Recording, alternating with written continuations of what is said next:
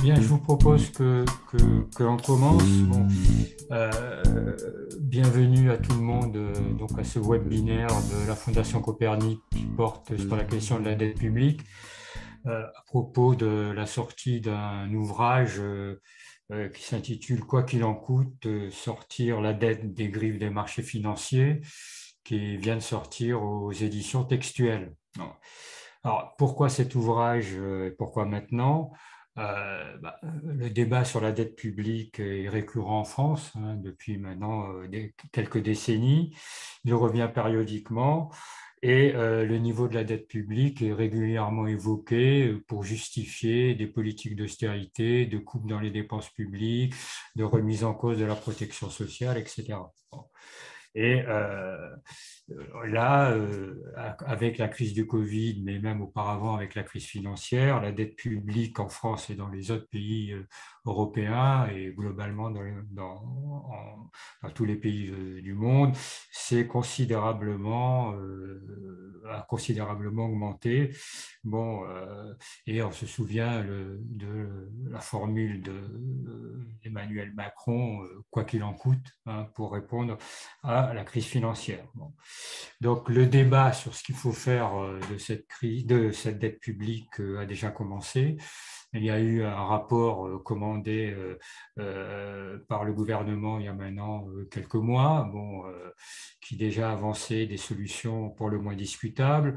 Il y a une note de l'Institut Montaigne, qui est un think tank libéral, qui préconise le retour à des politiques d'austérité. Et on voit bien que cette question va être abordée au cours de l'élection, au cours du débat pour l'élection présidentielle. Bon, donc, le fait d'en discuter est tout à fait très important parce qu'on parle beaucoup de la dette publique, mais en général, c'est une question qui n'est pas vraiment bien comprise et qui est propice à toutes les manipulations de l'opinion. D'où la sortie de cet ouvrage qui veut contribuer avec d'autres, parce qu'il y a eu d'autres ouvrages sur le sujet, à clarifier un peu les enjeux sur cette question. Donc, c'est un livre qui a été écrit à trois mains par Jean-Marie Harribey, qui est présent ici, qui est à Attaque, à la Fondation Copernic aux économistes atterrés, par Jacques Rigodia, qui a été conseiller maître à la Cour des comptes, et par moi-même, qui suis à la Fondation Copernic et au Conseil scientifique d'Attaque. Bon. Donc, ce webinaire va se passer de la façon suivante. Il va y avoir une présentation faite par Jacques du contenu du livre qui va durer une vingtaine de minutes. Pendant ce temps-là ou après, eh bien, vous pouvez poser des questions ou faire vos remarques dans le chat. Et Jean-Marie et moi-même, avec Jacques, nous y répondrons, ou tenterons d'y répondre. Et enfin, Jacques fera une conclusion finale. Bon, voilà, tout ça devant se terminer aux alentours de midi, ou avant si c'est possible. Donc voilà, eh bien, à toi Jacques pour une vingtaine de minutes. Merci Pierre, bonjour, bonjour à tout le monde. J'ai donc la redoutable privilège d'essayer de vous présenter en 20 minutes le contenu de ce livre. Le voici, édition textuelle, Fondation Copernic, dans toutes les bonnes librairies. L'enjeu du sujet dette est un enjeu qui est vraiment très très important pour l'avenir et tout le monde se positionne par rapport à ce sujet, parce que au rapport que Pierre vient de mentionner, il faut ajouter un rapport de la Cour des comptes, un rapport du Conseil d'analyse économique, et chacun sait que les tractations, les négociations sur l'avenir et de la dette et des critères de Maastricht, révision en fait subreptice, plus ou moins subreptice des traités sont d'ores et déjà en cours, et il suffit d'écouter François Villeroy de Galhau pour savoir que les choses sont déjà bien en cours, avec un S.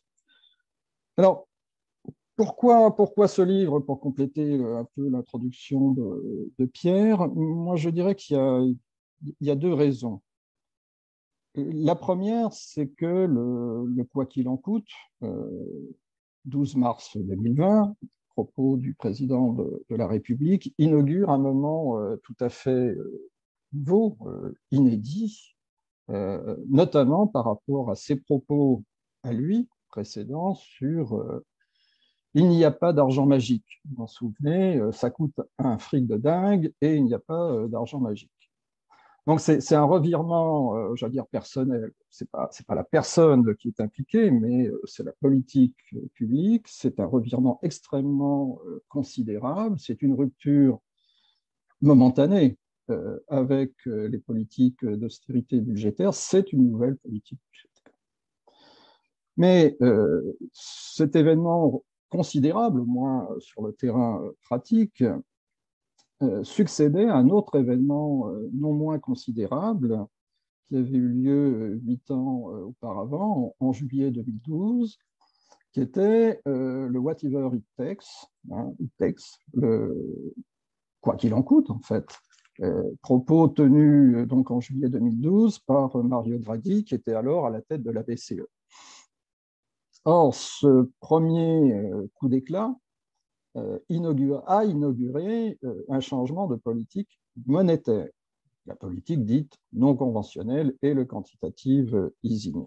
Elle ne s'est appliquée en fait à la dette de l'État que tardivement, en 2015, d'abord consistait à racheter des actions, enfin des obligations du secteur privé, mais vous voyez bien que l'étape 2007-2008 avec Whatever It Takes en 2012, puis Quoi qu'il en coûte en 2020, a marqué une double rupture dans la politique monétaire, dans la politique budgétaire, c'est-à-dire dans les deux fondamentaux du capitalisme néolibéral. Or, tout le problème, et c'est la deuxième raison de ce livre, je crois, c'est que cette rupture montre que c'est possible. C'est dialectique. On nous disait il n'y a qu'une seule politique, c'est l'austérité, c'est une politique monétaire rigoureuse, pas plus de 2% d'inflation, on ne lâche pas sur les freins. Et d'un seul coup, il lâche sur la politique monétaire, sur la politique budgétaire. Et donc, là où il n'y avait pas d'argent magique, je pense que Jean-Marie pourra expliquer ce que c'est qu'une monnaie banque centrale et ce que c'est que la création monétaire dans ce contexte monétaire nouveau, on voit bien que ça ouvre des possibles.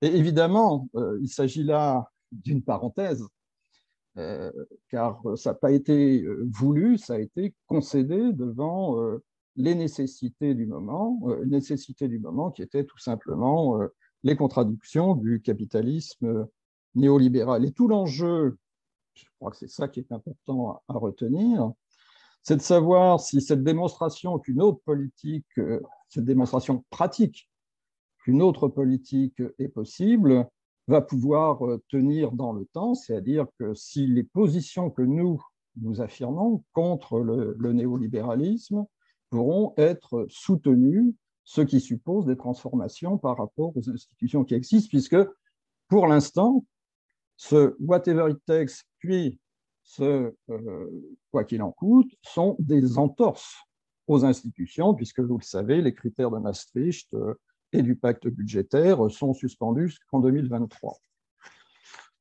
Et justement, l'un des enjeux, c'est comment on continue où l'on sort, car c'est évidemment l'atterrissage qui sera le plus compliqué, le plus difficile, le plus douloureux et le plus risqué, puisque les contradictions du capitalisme, un temps anesthésiées par la politique monétaire et une politique budgétaire du quoi qu'il en coûte, vont revenir au galop et donc on sera reparti pour un tour et on reparlera, je pense, je ne vais pas le traiter là dans mon introduction, des risques que fait peser la remontée de l'inflation, dit-on. Pour moi, c'est de la hausse des prix. On verra ça tout à l'heure, les conséquences sur la hausse des taux.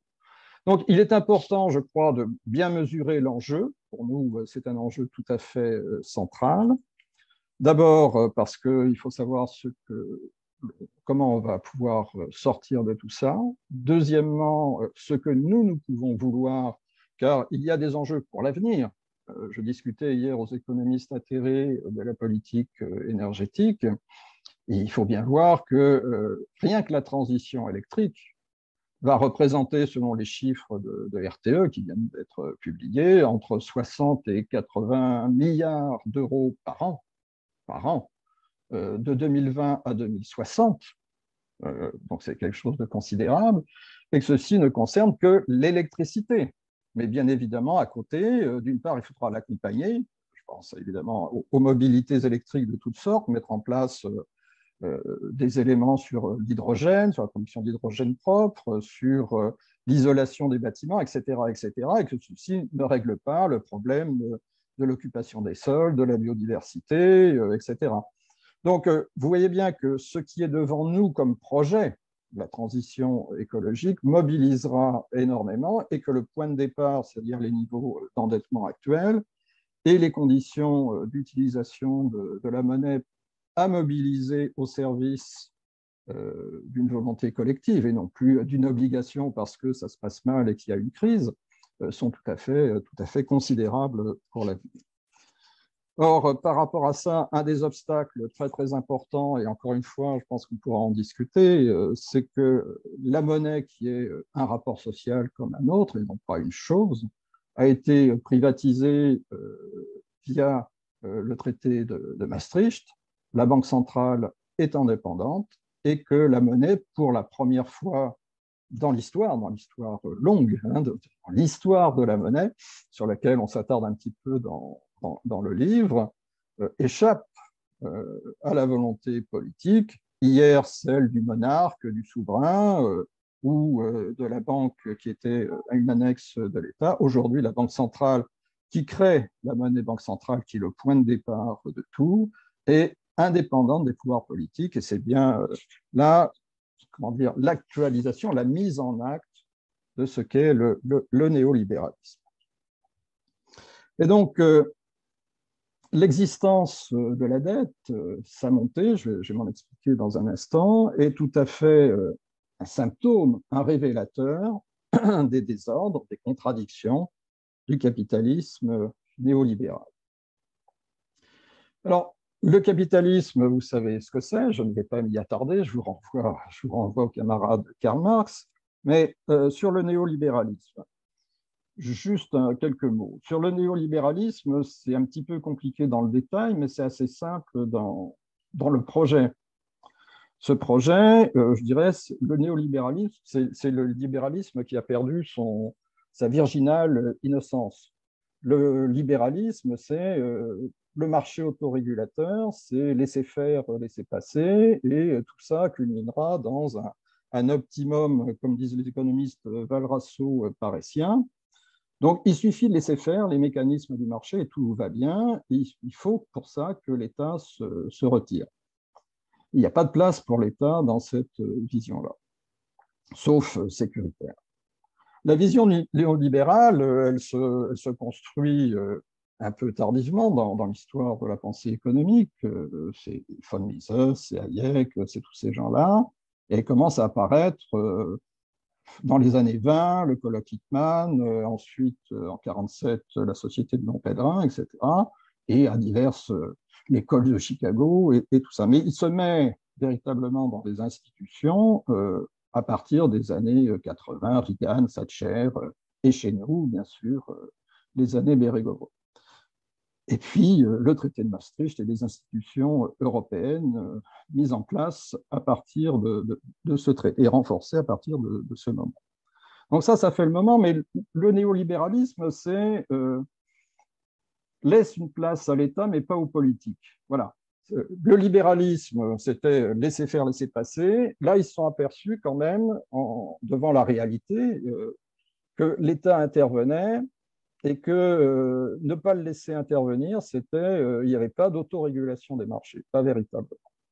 Et donc l'État existe économiquement uniquement pour permettre de fixer les règles du jeu. Vous savez, la concurrence libre, loyale et non faussée du TCE de 2005. C'est-à-dire que les institutions politiques ne doivent pas faire de l'économie autrement que sous la forme d'une régulation, et si possible pas étatique. Et vous voyez, par exemple, le développement de ce qu'on appelle les autorités administratives indépendantes, la CRE, le CSA, etc. C'est-à-dire qu'il y a des démembrements de l'État qui ont un rôle quasiment juridictionnel et qui sont là pour régler les problèmes de concurrence et surveiller le bon fonctionnement libre et non faussé de la concurrence à l'intérieur des marchés.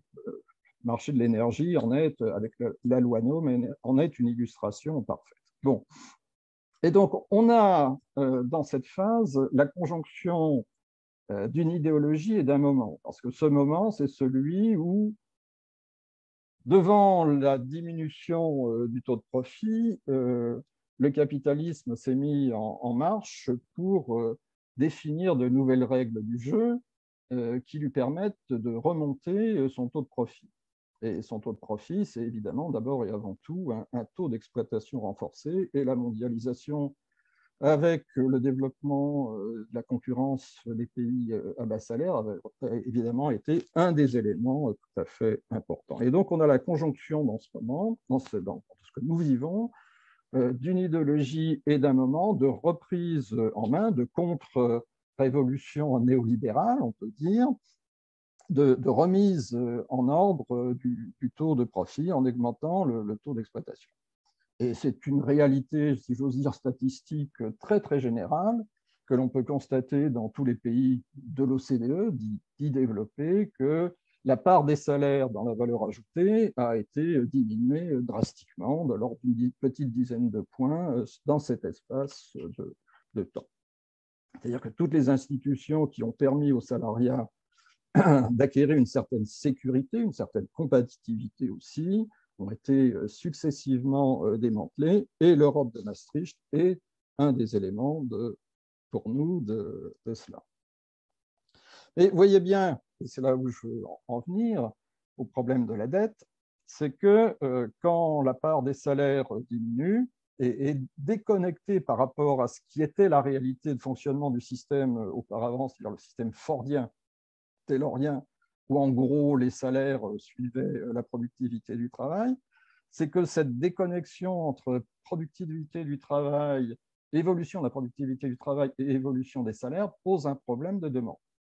C'est-à-dire que les revenus, les salaires ne suivent pas, et donc il y a un vrai sujet. Et dans cette phase-là, c'est la dette qui prend le relais.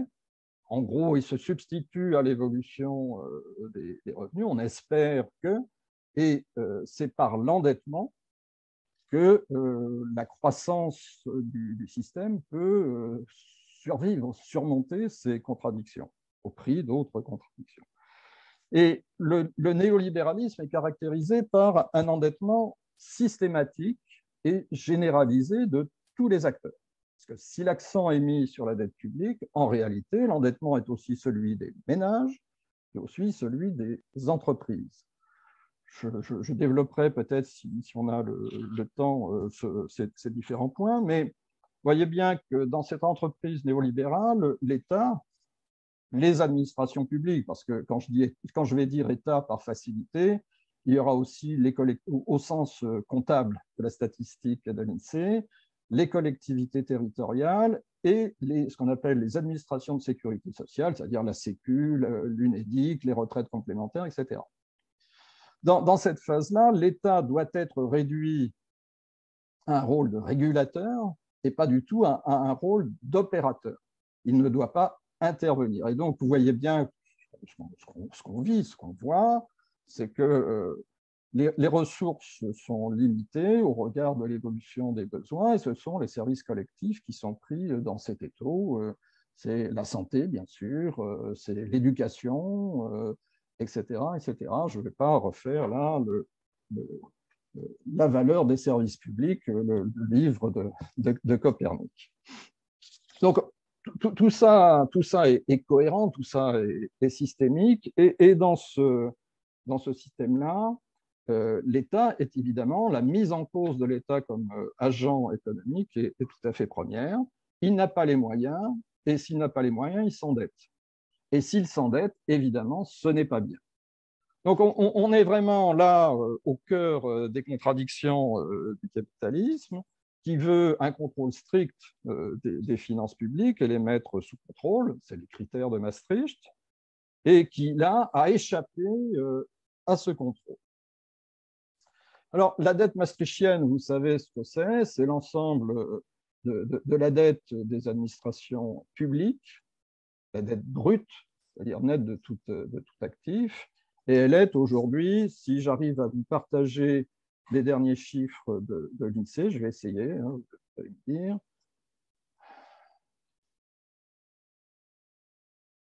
Voilà, non, c'est pas ça. Non. Voilà. Est-ce que vous voyez le graphique? Allô, allô? Pas encore, Jacques. Ah. Mon partage d'écran est en pause, je ne sais pas pourquoi. Je vais réessayer encore une fois, puis sinon, ce n'est pas grave. Est-ce que ton document est ouvert? Oui, il est ouvert. Est-ce que vous le voyez là? Non. Bon, bah, tant pis. Bon, je suis désolé, ça ne marche pas. La dette aujourd'hui, dernier chiffre connu, est de 2834 milliards, 2834 milliards d'euros, la dette française, soit 116, pour être précis, 0,3% du PIB. Donc vous voyez que par rapport au critère de Maastricht, pas plus de 60% du PIB, par rapport aux règles de remise en ordre, c'est-à-dire il faut revenir sur 20 ans. En gros, les 60% sont quasiment doublés. Divisé par 20 ans, ça veut dire qu'il faudrait, à suivre les critères maastrichtiens et du pacte budgétaire, revenir à 60% en l'espace de 20 ans, c'est-à-dire 3 points de PIB par an, c'est-à-dire en gros 75 à un petit 80 milliards d'euros par an, c'est-à-dire le budget de l'éducation nationale. Donc, vous voyez, je ne vous parle pas d'autres pays. L'Italie est aujourd'hui, la Grèce bien sûr, mais ça c'est bien connu, mais l'Espagne est à 123% et l'Italie est aujourd'hui à 156%. C'est pour dire on reparlera d'Italie, mais l'Italie est l'un des maillons difficiles pour la suite. Donc, les pays sont suivis un endettement très fort, un choc d'endettement très fort, et évidemment, ça a obligé ces braves gens à mettre en pause jusqu'en 2023 les différents critères de Maastricht et du pacte budgétaire, c'est-à-dire équilibre des finances publiques, pas de déficit excessif et retour, je l'ai dit tout à l'heure, en 20 ans à la norme maastrichtienne. Vous voyez bien que tout ça est totalement explosé et que justement on se gratte assez sérieusement la tête et on négocie pour savoir comment on va pouvoir se sortir de cette situation tout en gardant, puisque c'est ça qu'ils veulent, un contrôle des finances publiques. Mais on voit bien que les règles actuelles sont tout à fait intenables et mèneraient à une explosion de la zone euro et de l'Union européenne par la même. Alors, dans cette situation, le sujet, c'est évidemment la dette. La dette, il faut revenir, c'est pas bien. Ça a des fondements anthropologiques très lointains, on pourra peut-être en reparler. Mais surtout, c'est le fardeau de la dette. Et ce que l'on nous dit, et en tous les cas, quand je dis on, c'est en l'espèce Emmanuel Macron, le 4 février 2017, vous vous souvenez peut-être, à Lyon, qu'est-ce qu'il a dit? J'ouvre les guillemets. À chaque fois qu'on fait une promesse qu'on ne sait pas financer, on accroît la pire des inégalités, celle qui fait qu'une génération arrive au monde avec sur son dos un fardeau auquel elle ne doit rien, qui ne lui a rien apporté, mais avec lequel elle commence. Un fardeau sur le dos avec lequel elle commence. Très bien. Donc, il faut résorber la dette, il faut être sérieux et il faut revenir à l'ordre maastrichtien et néolibéral des choses. Alors, peut-être déconstruire un petit peu ce propos. Et pour ça, d'abord, la dette ne pèse pas sur les générations suivantes pour un ensemble de raisons. La première est assez banale, c'est que la maturité moyenne de la dette publique est de l'ordre de 8 ans. Alors qu'évidemment, les générations, ce n'est pas 8 ans, c'est éventuellement un différé, mais c'est nous-mêmes qui allons devoir supporter l'éventuel fardeau, ce n'est pas les générations suivantes. Deuxièmement, c'est une ânerie de croire que la dette en elle-même, la masse de la dette, est un fardeau. D'abord pour une raison, c'est que, contrairement à ce que disait le camarade Fillon il y a quelques années, la France n'est pas en faillite. La dette, elle sert à acquérir des choses, des biens, à investir, à faire fonctionner des services collectifs. Et vous voyez bien que la dette maastrichtienne est un concept unilatéral. Moi, si je fais ou si vous faites une analyse des comptes d'une entreprise, par exemple, pour autant qu'on puisse faire ce parallèle, ben, je regarde quel est l'actif du bilan et pas simplement quel est le passif. Or, la dette maastrichtienne, c'est uniquement une dette brute sans considérer le passif. Or, ce que nous disent les comptes de la nation, c'est que les actifs des administrations publiques, dernier chiffre connu fin 2019, était de 3 660 milliards, alors que l'ensemble des passifs était de 3 329 milliards. Je renvoie à l'excellent livre de Jean-Marie sur estimer l'inestimable. Il y a le paradoxe d'estimer des choses qui ne sont pas sur le marché à la valeur de marché. Bon, il y a des tas de problèmes. Mais vous voyez bien que quelle que soit la façon dont on sous-estime en réalité le patrimoine public, il y a plus d'actifs que de passifs. La dette n'est pas en soi un fardeau. C'est le deuxième élément. Non, les générations ne naissent pas avec un fardeau, ils naissent avec un patrimoine collectif, avec des routes, des lycées, des collèges, des universités, des hôpitaux, des musées, des palais nationaux, des maternités.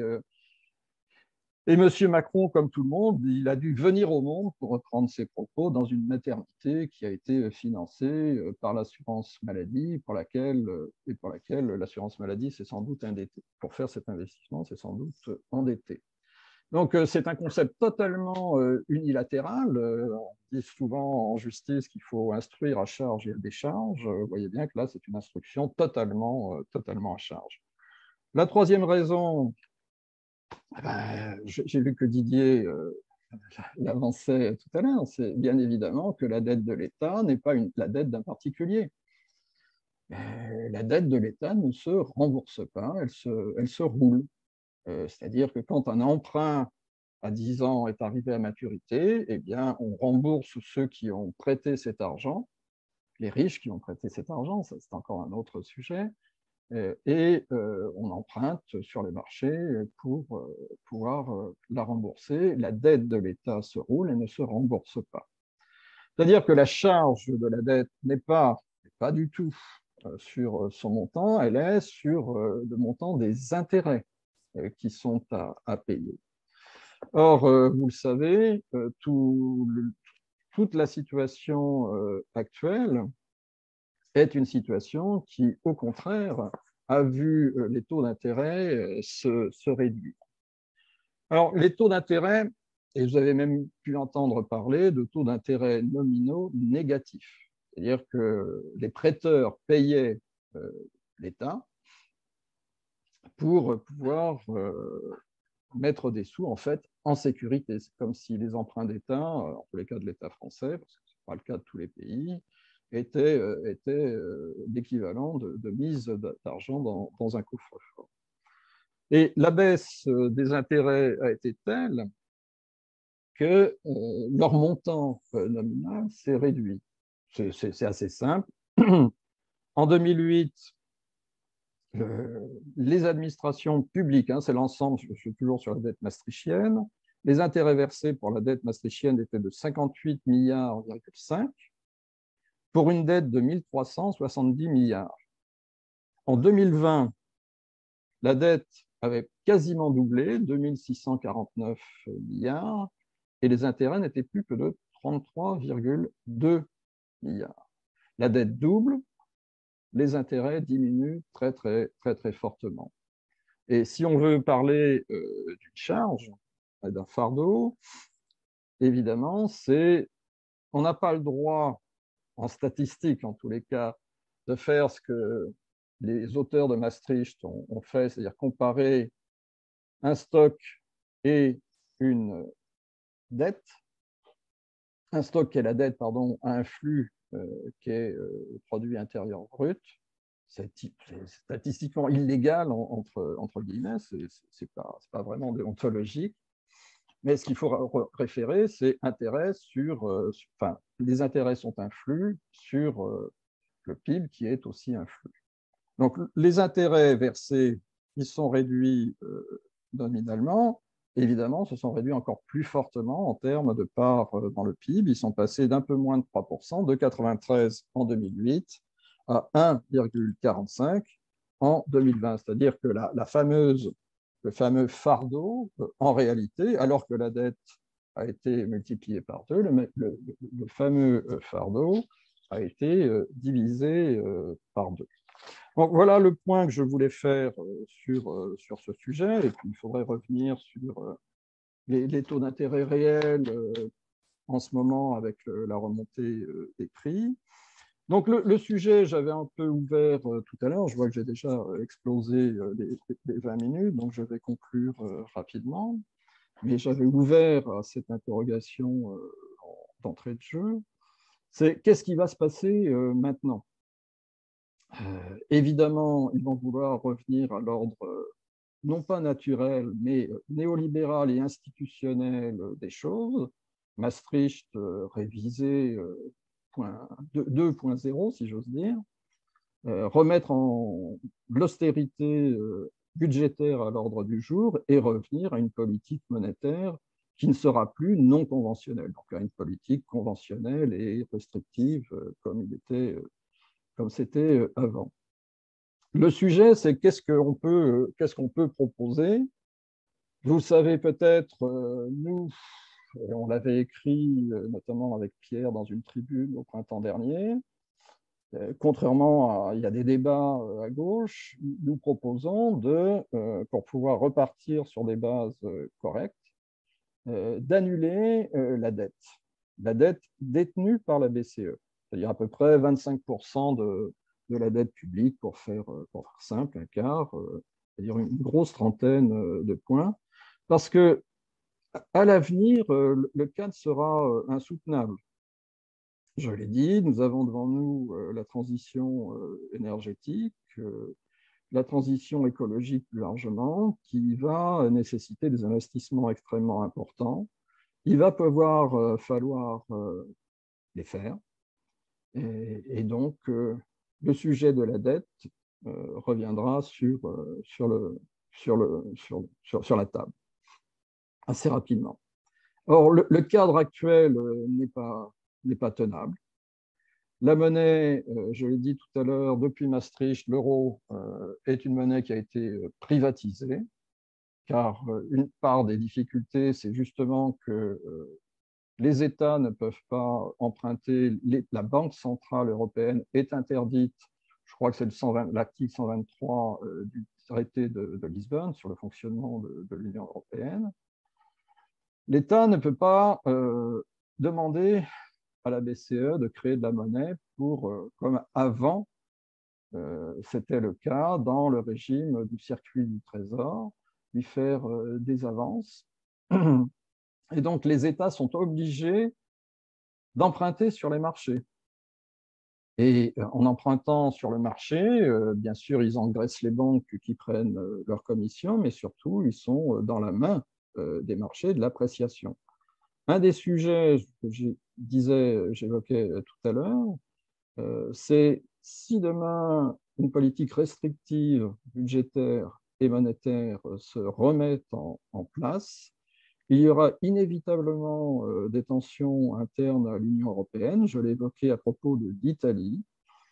Ils vont vouloir mettre l'Italie sous tutelle, comme ils l'ont fait avec la Grèce. Sauf que l'Italie, c'est à peu près 15-16% du PIB européen, c'est la troisième puissance européenne, alors que la Grèce, de mémoire, c'était 2% du PIB européen. Vous voyez bien qu'on est dans des ordres de grandeur extrêmement différents, et ce qui a pu être imposé à la Grèce va difficilement pouvoir l'être à l'Italie, et que tout ça va obérer totalement notre avenir. Il n'y a pas d'avenir, me semble-t-il, s'il n'y a pas de remise en cause des règles actuelles, non pas pour les suspendre, mais pour les remettre complètement à zéro et sortir de cet ordre néolibéral. Et de ce point de vue-là, l'annulation de la dette, contrairement à ce que pensent un certain nombre de nos camarades, l'annulation de la dette des États détenus par la BCE est une remise en cause, en fait, des conditions même du traité de Maastricht, auquel on n'échappera pas dans l'avenir si on veut pouvoir s'en sortir et, encore une fois, financer la transition écologique. Je vous remercie. Bien, merci Jacques. Bon, il y a eu des petits commentaires et des questions dans le chat auxquels on va essayer de répondre. J'y vais ou tu vas, Jean-Marie, comment... Ton micro, on t'entend pas. C'est comme tu veux. Bon, simplement trois bricoles rapidement. Pour revenir sur la distinction entre libéralisme et néolibéralisme, qui est très importante, qu'a fait Jacques au début de son intervention, je voudrais préciser ce qu'il entend par État régulateur, parce que le mot peut être mal compris. En fait, la différence entre le libéralisme et le néolibéralisme, c'est que dans le néolibéralisme, c'est en fait l'État qui construit lui-même la concurrence. Bon. Par exemple, on peut comprendre ça tout à fait bien quand on regarde ce qui s'est passé lors de la déréglementation des services publics, que ce soit les télécoms ou la poste ou l'électricité ou le rail. Bon, si l'État n'était pas intervenu pour construire la concurrence, j'aurais jamais eu de concurrence. Puisqu'il y avait des monopoles qui étaient déjà installés depuis extrêmement longtemps. Et donc, il a fallu que l'État impose aux opérateurs historiques le fait de soit vendre des capacités de production, soit permettre, par exemple dans les télécoms, ce qu'on appelle le dégroupage des réseaux, ce qui a permis que des opérateurs privés interviennent directement sur les réseaux téléphoniques historiques pour pouvoir proposer leurs services. Si on avait laissé faire les choses, laissé faire la concurrence, il n'y aurait jamais eu de concurrence. Bon. Donc, un des rôles de l'État dans le néolibéralisme, c'est justement de permettre l'existence de la concurrence et de construire les marchés. Bon. Ça me paraît extrêmement important à comprendre. Donc, c'est ça l'État régulateur. Derrière cette idée, c'est cette idée fondamentale qui est importante à comprendre. Et on a un État qui est en fait au service de la compétitivité des entreprises. Bon. Le deuxième point que je voulais rapidement, avant de donner la parole à Jean-Marie, c'est faire peut-être un petit point d'histoire rapide sur les origines de la dette publique. Bon. En fait, il y a trois raisons. Il y a deux raisons au-delà de la situation actuelle de réponse aux crises financières et la crise sanitaire, la crise financière 2007-2008 et la crise sanitaire actuelle qui ont favorisé la croissance importante de la dette publique. Bon. La première, c'est ce qu'on peut appeler la contre-révolution fiscale qui a eu lieu il y a maintenant une vingtaine d'années, à tel point que en 2010, il y avait eu plusieurs rapports, disons, officiels, hein, dont un qui était le rapport du rapporteur du budget à l'Assemblée nationale, qui est un mec de droite dont le nom m'échappe, mais que mes petits camarades vont rappeler, qui expliquait que, en fait, si la fiscalité était restée telle qu'elle était, c'était Gilles Carrez, voilà. Si la fiscalité était restée telle qu'elle était en l'an 2000, bon, où c'était pas quand même le communisme intégral, hein, c'est le moins qu'on puisse dire, eh bien, la France aurait été en excédent budgétaire en 2006, 2007 et 2008, et son déficit budgétaire en 2009, qui avait été à l'époque l'année de la grande récession suite à la crise financière, n'aurait été que de 2,3% au lieu de 7,3%. Bon. Et donc, une des raisons, et il y avait un autre rapport, hein, qui était le rapport Cotis-Chamsor, bon, qui disait la même chose. Ah, bon. Donc, une des raisons des déficits budgétaires, hein, c'est cette contre-révolution fiscale. Bon. Donc, pour répondre à la question des déficits, bon, il faut faire une réforme fiscale, une nouvelle révolution fiscale en tout cas, qui non seulement rétablisse la justice fiscale, mais redonne des marges de manœuvre à la puissance publique. La deuxième raison, ça a été de la croissance de la dette, c'était les taux d'intérêt. Comme Jacques l'a rappelé, un État ne rembourse jamais sa dette, bon, mais il paye des intérêts sur sa dette. Bon. Et ce qui s'est passé, hein, dans les années 80-90, qui a vu une croissance de la dette très importante, bon, c'est le fait qu'il y a eu une croissance, hein, des taux d'intérêt, qui était une croissance très importante des taux d'intérêt suite à ce que certains ont appelé le coup d'État monétariste de Volcker, hein, qui était le président de la Fed en 79, bon, qui a augmenté très brusquement ses taux d'intérêt. Bon.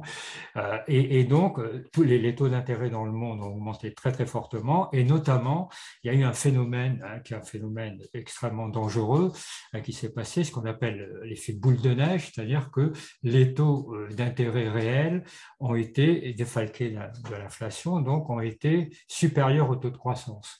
Et quand les taux d'intérêt sont supérieurs au taux de croissance, eh bien, le ratio dette sur PIB augmente de façon mécanique. C'est assez simple à comprendre. Bon. Et c'est ces deux raisons qui ont fait que la dette publique, bon, a augmenté de façon vertigineuse, hein, dans cette période-là. Là, la fiscalité et une croissance des taux d'intérêt qui était supérieure au taux de croissance, et donc avec un effet boule de neige, hein, non maîtrisable. Bon. Et ça, dans une situation, hein, ce qu'a expliqué Jacques, où progressivement la dette publique a été mise sous l'emprise des marchés financiers. Bon. Ce qui a été la rupture, hein, qui a commencé dès les années 80 et qui a été actée dans le traité de Maastricht. Pour conclure, parce que j'étais un peu long, très rapidement, je vais conclure sur un paradoxe, hein, qu'a évoqué Jacques, mais sur lequel il faut insister, c'est qu'un bon État, c'est un État qui s'endette. Voilà. Ce n'est pas un État qui pratique l'équilibre budgétaire. Parce que si on veut investir pour l'avenir, bon, eh bien, il faut passer par la dette. Et c'est à la fois socialement juste et économiquement justifié le fait que, eh bien, la dette, hein, finance des infrastructures qui vont être utilisées pendant des générations et des générations. Bon. Et donc, le fait de passer par la dette de ce point de vue-là, bon, est quelque chose qui est justifié. Bon. Un bon État, c'est un État qui investit pour l'avenir, et donc c'est un État qui s'endette. J'ajoute quelques mots là pour utiliser le point sur lequel Pierre Calfat vient de terminer, et qui va nous ramener aux quelques commentaires et questions qui figurent sur le chat. J'attire votre attention sur le fait que malheureusement, on n'aura pas en 1 heure et demie, 2 heures le temps de répondre à toutes les objections et questions, mais j'attire votre attention sur la structuration de notre livre que Jacques n'a pas eu le temps de présenter. On a un premier chapitre, on a volontairement écrit un premier chapitre pour montrer comment la dette s'inscrit dans l'histoire des sociétés humaines et en même temps qui explique, ce premier chapitre, rappeler ce qu'est le mécanisme de la création monétaire et comment fonctionne l'ensemble du système bancaire. Et ces points-là sont très importants pour comprendre la suite.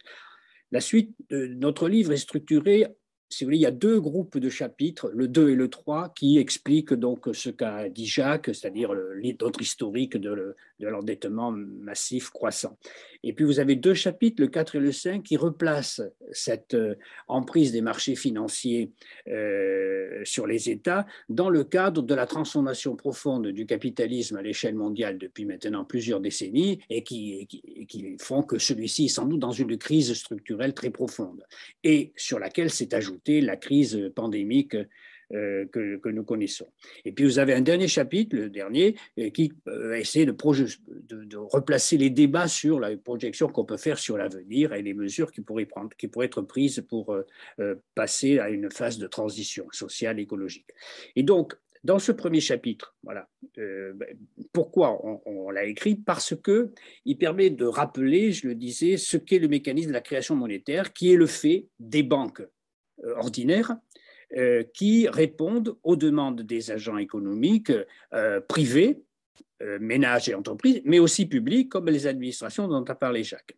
Et ce mécanisme de la création monétaire, qui donc se fait par l'octroi du crédit, et donc l'envers de l'octroi du crédit, c'est le fameux endettement. Mais ce système bancaire, dans la mesure où il est pluriel, est obligé d'avoir au-dessus d'elle une banque centrale qui va se charger de refinancer ces banques-là, en leur achetant des titres.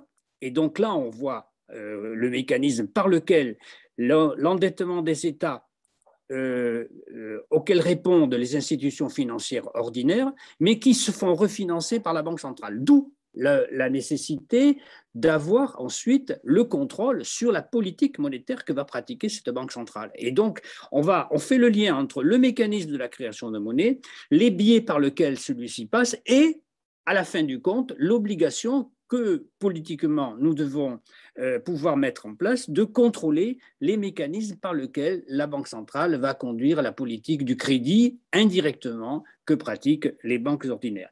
Et d'où la multiplication des débats qui ont vraiment émergé de manière très très forte pendant la fameuse pandémie, donc depuis 2 ans maintenant, avec 2 gros débats. Le premier dont a parlé Jacques, à savoir la discussion qu'on a eue avec nos propres collègues sur le fait de savoir si l'on pouvait et s'il fallait annuler les titres de dette publique détenus par la Banque centrale. Ça, c'était le premier gros débat sur lequel on viendra sur les arguments si vous le souhaitez. Et puis le deuxième débat, c'est est-ce que le fameux refinancement des banques ordinaires par la Banque centrale doit se faire de manière aveugle, c'est-à-dire pour respecter une prétendue neutralité de marché, comme le disaient les gouverneurs de la Banque centrale européenne jusqu'à peu, ou bien fallait-il soumettre ce refinancement des banques ordinaires à des conditions drastiques sur le plan social et sur le plan maintenant écologique. Et donc c'est ça le débat qui est en cours de manière extrêmement importante aujourd'hui et sur lequel il faut que les citoyens puissent se peser, parce que vous vous doutez bien qu'après quelques velléités de remise en cause du monde d'avant et des critères d'avant, eh bien, le naturel, entre guillemets, est revenu au galop, puisque maintenant, on recommence à parler d'austérité, comme l'ont dit à la fois Jacques et Pierre.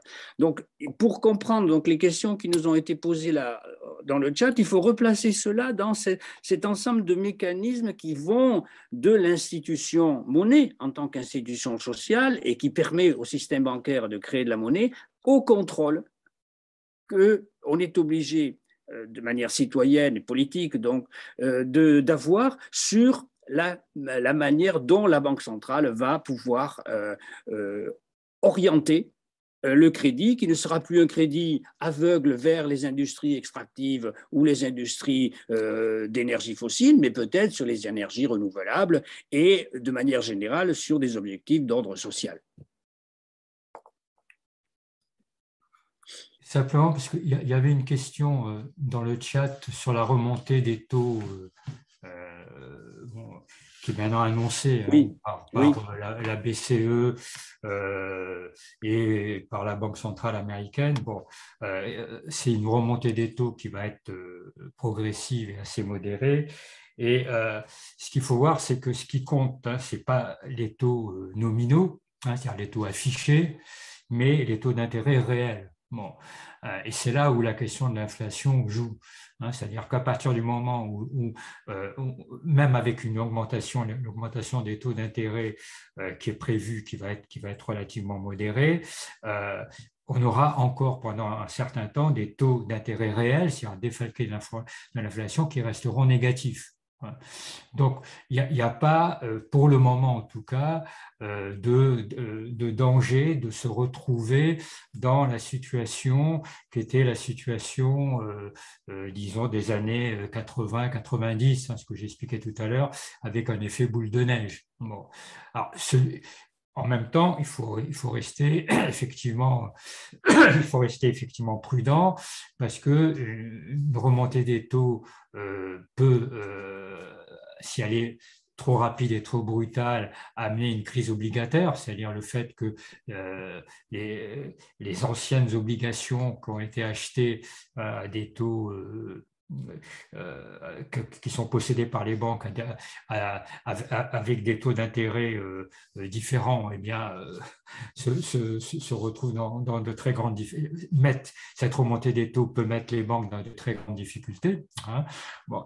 Donc, on est un peu, enfin, les banques centrales en tout cas sont un peu sur le fil du rasoir de ce point de vue-là. Bon. Alors, la question qui se pose, c'est de savoir si une remontée des taux qui est justifiée par une remontée de l'inflation est efficace pour lutter contre l'inflation actuelle, qui est due à la fois des mécanismes spéculatifs sur les marchés des matières premières, à la fois par des goulets d'étranglement, à la fois par la désorganisation des chaînes de production mondialisées. Bon, est-ce que cette remontée des taux est efficace pour lutter contre ça? Bon, c'est une question, en tout cas, qui fait pour le moins débat. Alors, il y a une question sur les termes de la discussion pour ou contre l'annulation des dettes. Donc, vous trouverez ça dans notre dernier chapitre du livre. Donc, je vais résumer, donc, Jacques, si tu veux reprendre la parole. Non. Bon, il y a eu une première. Alors, la difficulté pour comprendre la discussion qui a eu lieu, c'est que cette discussion ne partageait pas seulement les économistes et politiques mainstream et proches des dominants, et puis les hétérodoxes, mais elle a partagé aussi les économistes hétérodoxes eux-mêmes. Et c'est ce qui a peut-être ce qui n'a pas manqué de surprendre. Quels étaient les principaux arguments échangés? Bon, d'abord, il y avait un large accord là-dessus pour expliquer le point qu'a évoqué Jacques il y a un instant, à savoir qu'on ne pouvait pas raisonner à l'échelle d'un État ou d'une administration publique comme à l'échelle d'un individu. Les individus qui empruntent seront obligés de rembourser, mais ce n'est pas comme ça que ça se passe au niveau de l'ensemble de l'économie. L'État fait rouler sa dette et paie les intérêts, mais ne rembourse pas véritablement jamais les emprunts qu'il a effectué. Bon, ça, cet argument-là, bon, il est assez facilement compréhensible, mais il y en avait d'autres qui étaient peut-être plus compliqués, plus subtils. Est-ce que la Banque centrale peut annuler sa dette, la dette qu'elle détient? Alors là, il y a eu opposition entre ceux qui pensaient qu'il ne fallait pas que la Banque centrale annule les titres publics qu'elle détienne, comme les titres privés, parce qu'elle se trouverait en situation soit de déroute financière elle-même, et ce à quoi nous opposions, parce que nous étions tous les trois d'accord du côté opposé, nous opposions que justement la spécificité d'une banque centrale était comme elle émettait la monnaie dans laquelle ses propres dettes, ses propres titres de dette qu'elle possédait étaient libellés. Donc, je répète, hein, la Banque centrale, c'est la seule institution qui a le droit d'émettre la monnaie dans laquelle sont libellés les titres de dette qu'elle détient. Et donc, il n'y a sur elle aucune contrainte de rentabilité, ni même de capitalisation à avoir. Il n'y a pas de crainte dans ce domaine-là. Donc ça, c'était un argument.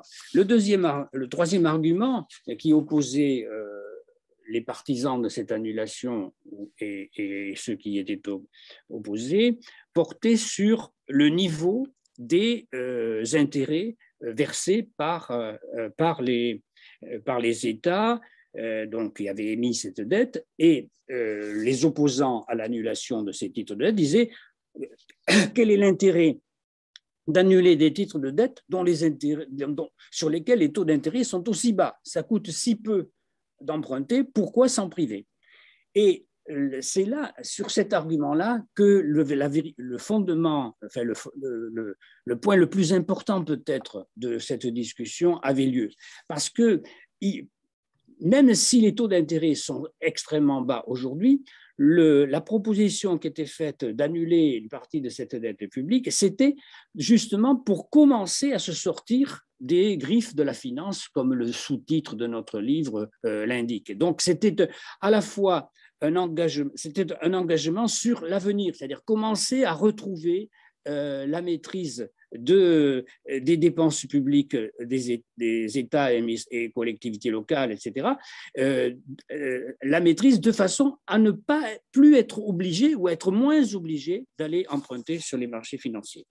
Et au fil des arguments avancés par les uns et les autres, se profilait le dernier point en discussion et qui a été, au cours de cette crise due à la pandémie, extrêmement débattu, c'était de savoir si, finalement, la Banque centrale pouvait, comme l'a déjà évoqué Jacques dans son exposé, la Banque centrale pouvait enfin sortir de cette interdiction qui pesait à partir du traité de Maastricht et de ses suites sur les États qui étaient obligés d'aller emprunter sur les marchés financiers dès que les recettes fiscales ne suffisaient plus à payer les dépenses. Et donc, les opposants à toute modification de ces traités arguaient qu'il s'agissait d'une monétisation des dépenses publiques dans le jargon officiel, c'est-à-dire du maniement de la planche à billets, etc. etc. Or, d'abord, il n'y avait pas de planche à billets proprement dite, puisque tout ça se fait par écriture dans les comptes des institutions financières, mais plus fondamentalement, si et c'est là où on en vient finalement à la finalité d'une réflexion sur ces questions-là, si l'on considère que les investissements pour préparer l'avenir, à savoir assurer une transition énergétique, assurer une transition écologique de manière générale, tout en répondant aux besoins sociaux qui restent majeurs à couvrir, si donc ces investissements publics sont absolument indispensables, alors il faut sortir du carcan dans lequel nous avons été placés et d'une part, ne plus soumettre les dépenses publiques à financement par les marchés financiers, mais retrouver le cadre qui permettrait donc d'avoir la possibilité d'emprunter lorsque c'est nécessaire directement auprès de la Banque centrale. Et dernier point, termine là-dessus, ça rejoint celui que j'ai indiqué dans ma première petite intervention tout à l'heure, à savoir que commence à se poser le conditionnement du refinancement des titres que les banques sont obligées de présenter à la Banque centrale lorsque ces banques veulent se réalimenter en monnaie issue de la Banque centrale, qu'on appelle en abrégé la monnaie centrale. Donc tout ça est peut-être un petit peu compliqué, mais je pense qu'il faut retenir le principe, c'est-à-dire que le principe, les principes plutôt au pluriel, que cette discussion à la fois sur l'endettement public, à la fois sur le que faire des titres détenus par la Banque centrale et le que faire d'une politique monétaire renouvelée permet de fil conducteur que cette discussion permet de construire. Il y a d'autres questions dans le chat. Jacques, non, je voulais peut-être compléter. Enfin, d'abord, j'ai vu qu'il y avait une question sur déficit budgétaire et dette publique. Le déficit du budget de l'État alimente la dette de l'État. La dette des administrations publiques, c'est la dette de l'État, la dette des collectivités territoriales, la dette des administrations de sécurité sociale. C'est-à-dire que l'endettement public, c'est la somme de la déficit budgétaire pour ce qui concerne l'État, du déficit, j'allais dire de la sécurité sociale, mais ce n'est pas la sécurité sociale, c'est la sécurité sociale plus des institutions privées, les retraites complémentaires, plus l'UNEDIC qui n'est pas dans la sécurité sociale, plus le déficit des collectivités territoriales. Et vous savez peut-être que les collectivités territoriales doivent légalement être à l'équilibre pour les dépenses de fonctionnement et que c'est la section 2 dite investissement qui peut être en déséquilibre sur laquelle ils peuvent emprunter. C'est-à-dire que pour les collectivités territoriales, la dette est uniquement une dette liée à leurs investissements. Voilà cette précision que je voulais apporter. Je voudrais redire un petit mot, peut-être plus long, sur l'évolution des taux d'intérêt. Il faut bien voir, comme l'a dit Pierre tout à l'heure, que ce qui compte pour évaluer le poids, pour parler comme ils le font, de la dette, c'est les intérêts réels, la charge d'intérêt réel. Et que c'est dans le différentiel entre le taux nominal et le taux d'inflation que les choses se jouent. C'est un petit peu compliqué, mais vous voyez bien que si l'inflation est à 1%, je vais prendre cet exemple-là, et que le taux d'intérêt est de moins 0,2%, c'est des situations réelles de l'année dernière. La France empruntait à 10 ans, l'État français empruntait à 10 ans à moins 0,2, aux alentours de moins 0,2. Donc vous voyez bien que si l'inflation est de 1 et que le taux nominal est de moins 0,2, le taux d'intérêt réel est de moins 1,2. Moins 1,2. Aujourd'hui, il est incontestable, je ne sais pas si, comme je n'ai pas d'écran partagé, si vous voyez bien ce graphique, vous voyez bien que les taux d'intérêt ont déjà commencé à remonter. Donc la question, les taux d'intérêt remontent-ils?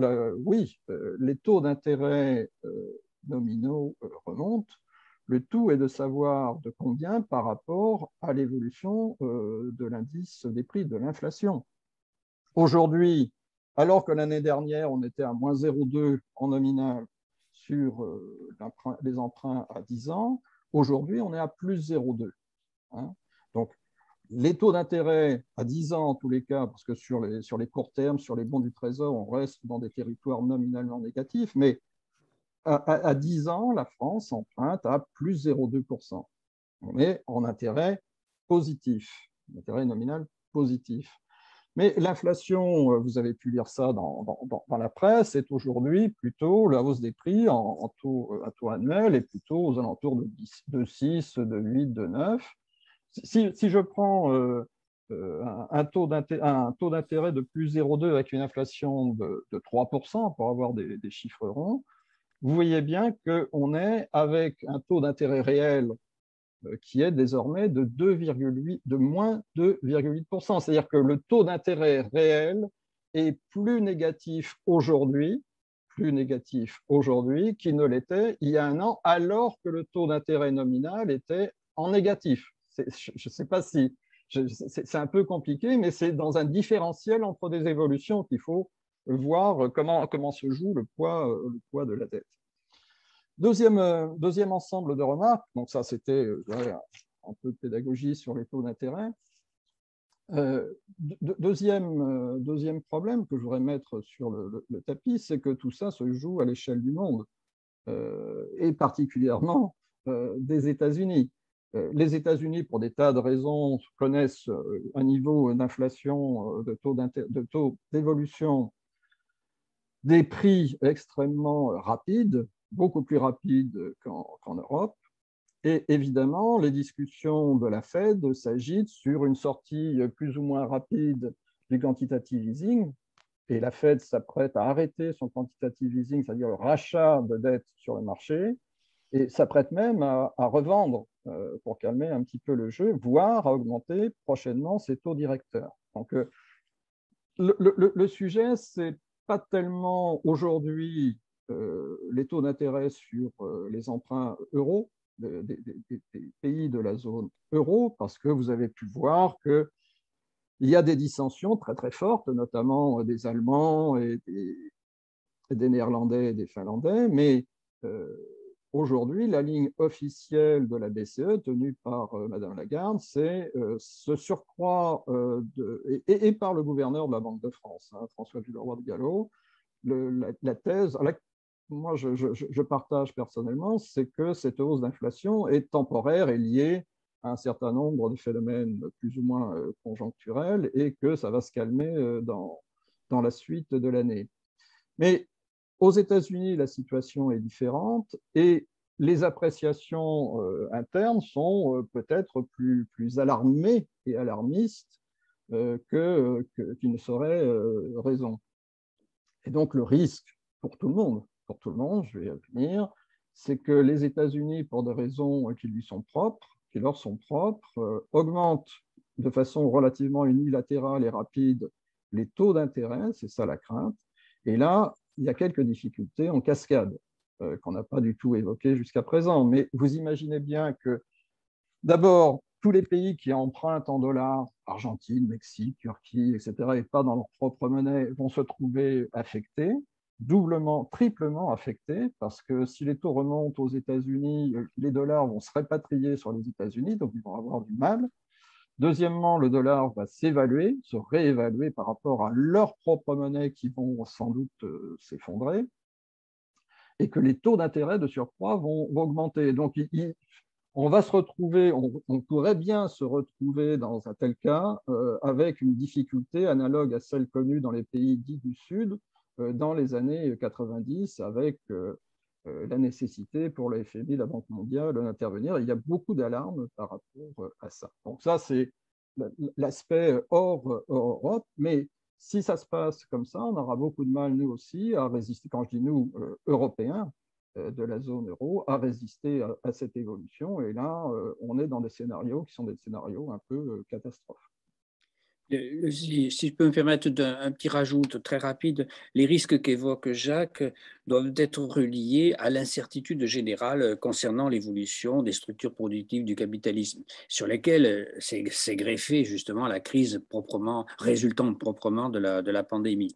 Parce que si l'on met en rapport d'une part, la diminution très lente, mais semble-t-il inexorable, des gains de la productivité du travail depuis maintenant 2 décennies dans la plupart des pays dans le monde, la Chine et les pays émergents étant rentrés dans le même cycle, si l'on relie cela à la raréfaction d'un certain nombre de matières premières qui vont être absolument indispensables pour assurer une transition énergétique, si par exemple il faut remplacer tous les véhicules thermiques par des véhicules électriques, donc les matières premières qui sont nécessaires à la fabrication des batteries. Bon, donc si on relie ces deux phénomènes qui sont structurels et qui dépassent la conjoncture à laquelle nous faisons face avec la pandémie, alors bon, il est assez difficile de prévoir ce qui va devenir sur la capacité à investir pour maintenir la productivité du travail et sur le prix des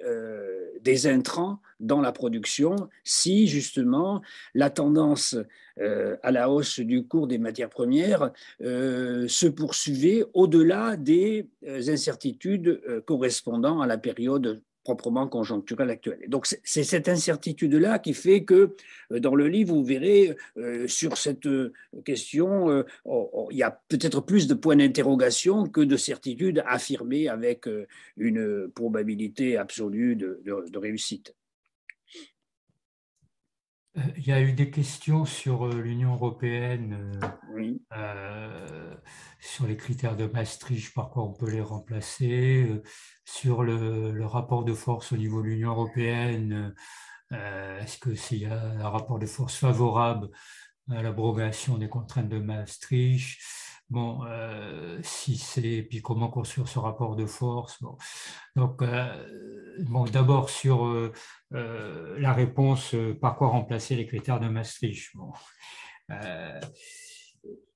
Ce qu'il faut bien voir, c'est que bon, une monnaie unique, bon, dans une zone monétaire, ne peut pas exister s'il n'y a pas des mécanismes qui permettent une convergence des différentes parties de cette zone. Bon. Donc, il faut évidemment des règles. Ça, c'est d'une évidence. Bon. Alors, aujourd'hui, ce qui est refusé, bon, c'est l'idée, encore que ça commençait à se mettre en place à une petite échelle, mais ce qui est encore refusé par la majorité des États, c'est de faire de ce que les Allemands appellent une union de transfert. C'est-à-dire le fait qu'il y ait des transferts financiers qui existent entre les différentes parties de l'Union européenne, de telle façon qu'il puisse y avoir une convergence entre les différentes parties de l'Union européenne. Bon, ça veut dire qu'il y ait un budget européen qui soit un budget européen conséquent. Aujourd'hui, le budget européen, c'est 1% du PIB. Aux États-Unis, le budget des États-Unis, c'est aux alentours de 20% du PIB. Bon. Donc, on voit bien qu'on est dans des rapports qui sont des rapports radicalement différents. Bon. Et ce qui permet que quand un État aux États-Unis, un État fédéré a des difficultés importantes, eh ben, il y a une intervention du budget fédéral pour l'aider. Bon. Plus ou moins, etc. Bon. Dans le cas, ça n'existe pas dans le cas de l'Union européenne. Bon. Il y a eu un changement et un tournant qui est tout à fait réel, même s'il est limité, avec le plan qui a été adopté au niveau européen, qui permet, qui est maintenant, il y a un emprunt qui a été fait au niveau européen avec des subventions aux États, bon, ce qui est totalement nouveau, ce qui est contraire par ailleurs à la lettre des traités, parce que ça veut dire que le budget européen qui théoriquement doit être équilibré ne va plus être équilibré. Bon. Donc ça, c'est une rupture qui a été faite au moment de la crise sanitaire. Est-ce qu'elle va être prolongée ou pas? Ça fait l'objet des débats à l'intérieur. Bon, rien n'est moins sûr que ça soit un mécanisme pérenne qui soit mis en place. Bon. Donc, il faut une harmonisation des politiques économiques, un budget qui soit un budget européen et des mécanismes de transfert qui permettent de faire en sorte que la zone euro fonctionne réellement comme une sorte d'union monétaire et économique, ce qu'elle n'est pas encore réellement aujourd'hui. Bon. Donc, alors ça suppose effectivement la construction de rapports de force à l'échelle de l'Union européenne, puisque aujourd'hui, il y a, je pense, quasiment aucun État, et même la France, qui est la plus en pointe là-dessus, qui est prêt à aller dans cette direction-là. Donc, comment faire? Bon, ça, c'est une affaire extrêmement compliquée. Bon, la seule façon de faire, c'est d'utiliser le levier national à un moment donné, avec le fait qu'un pays, s'il y a un gouvernement de gauche qui arrive demain au pouvoir, ça semble assez mal barré, mais bon, prenons cette hypothèse-là, eh bien, il s'engage lui-même dans une rupture avec les traités européens et que donc il y a une sorte de levier utilisés au niveau national qui permettent, par un effet d'entraînement, avec peut-être l'aide de mobilisation populaire, de transformer les rapports de force à l'échelle européenne. Bon, voilà bon, la réponse qu'on peut avoir par rapport à ça. Bon, mais ce qui est sûr en tout cas, c'est qu'aujourd'hui, par contre, les critères, disons que la crise financière et maintenant la crise sanitaire ont quand même mis du plomb dans l'aile au consensus qu'il y avait sur les critères de Maastricht. C'est-à-dire que même dans les économistes mainstream, il y a quand même une prise de conscience et parmi le gouvernement que ces critères-là sont des critères qui sont obsolètes, qui ne peuvent pas marcher, que personne, qui ne sont pas capables de répondre aux situations. Bon, et le fait qu'ils aient été mis provisoirement de côté pendant la crise sanitaire est la preuve de ça. Donc il y a des discussions qui sont engagées par quoi les remplacer, mais pour le moment, ces discussions n'ont pas beaucoup avancé. Hein. Et comme indice que les discussions dont parle Pierre sont vives, vous vous souvenez peut-être que lorsque le principe d'emprunt collectif au niveau européen a été discuté, il y a eu un premier bras de fer important entre les pays du Nord et les autres pour savoir s'il fallait soumettre les crédits qui seraient venus à l'aide des États, seraient soumis à des conditions, notamment des conditions de réforme structurelle, comme ils disent dans leur vocabulaire, et qu'il y a eu un premier débat qui a été plus ou moins tranché en faisant la part des choses entre les crédits qui seraient soumis à conditions et ceux qui ne le seraient pas. À ma connaissance, mes deux camarades diront s'ils ont des renseignements plus précis, à ma connaissance, donc le principe de cet emprunt mutuel a été retenu, a été adopté, et je crois que la première tranche d'emprunt fait par l'Union européenne sur les marchés financiers a été engagée. À ma connaissance, je ne crois pas qu'il y ait eu encore un retour vers les États, ou en tout cas, c'est de manière tout à fait minime pour l'instant. Et c'est d'ailleurs ce qui handicape un petit peu le plan de relance de M. Macron, qui espérait beaucoup pouvoir utiliser justement les fonds qui viendraient de la part de l'Union européenne. Mais ce qu'il faut noter, et ce qui montre aussi que la remise en cause des dogmes anciens n'est pas peut-être vraiment entamée, c'est que cet emprunt sur les marchés financiers, ce n'est pas la Banque centrale qui va créer de la monnaie nouvelle. Pardon, cet emprunt ne proviendra pas d'une création de monnaie par la Banque centrale européenne, ce à quoi on aurait pu s'attendre peut-être, mais ça va être un emprunt de la Commission européenne sur les marchés financiers. Donc l'emprise des marchés financiers va se poursuivre même dans un emprunt dont le qualificatif est d'être mutuel, collectif.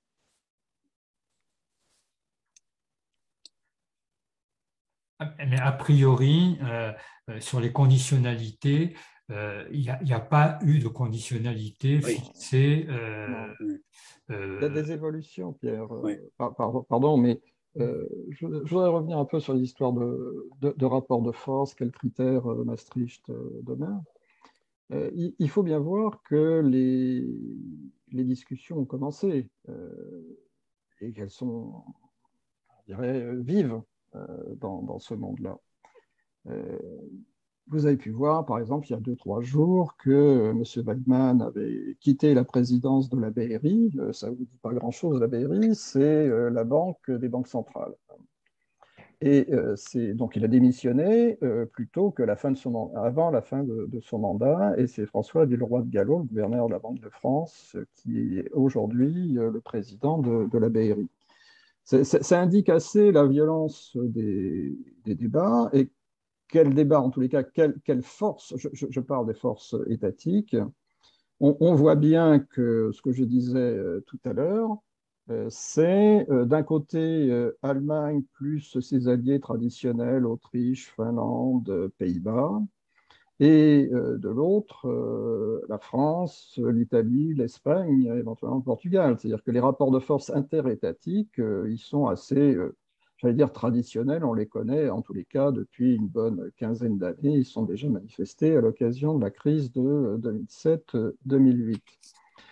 L'inconnu, me semble-t-il, hein, j'ai vu qu'il y avait une question de Didier. Bien évidemment, l'évolution, la remontée de la hausse des prix, c'est du pouvoir d'achat en moins.